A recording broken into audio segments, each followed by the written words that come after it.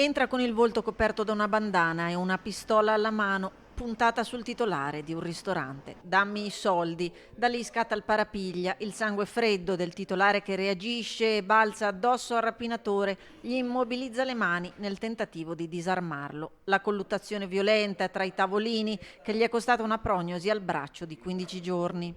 Avanti casa dice dammi tutto soldi quelli che hai in mano.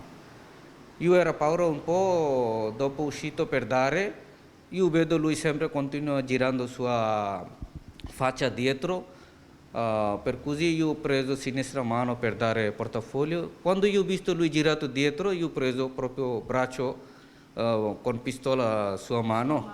Tutto è successo l'altro ieri, attorno alle 21:45, all'interno di questo locale in corso Santi Felice Fortunato, aperto dalla coppia del Bangladesh da soli 2 mesi. Ad assistere la moglie, che è uscita dal locale, gridando, terrorizzata, in cerca d'aiuto, la voce oggi ancora rotta dalla paura.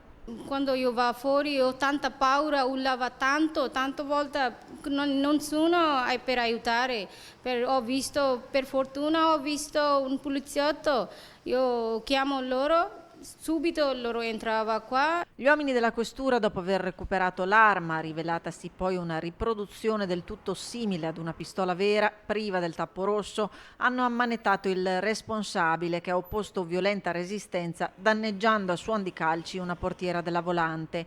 Il 21enne di Pescara, con alle spalle precedenti analoghi, è stato arrestato per i reati di tentata rapina aggravata, lesioni e danneggiamento aggravato. Ma già nel pomeriggio, appena arrivato in città, si era reso protagonista di un altro episodio, tentando di compiere un furto all'interno di un supermercato, ed era stato denunciato. In considerazione della gravità dei precedenti che aveva proprio a carico e degli episodi che si sono verificati ieri, ho emesso un foglio di via obbligatorio del Comune di Vicenza, quindi per 3 anni non potrà fare, una volta scarcerato, non potrà fare rientro nel Comune di Vicenza per 3 anni.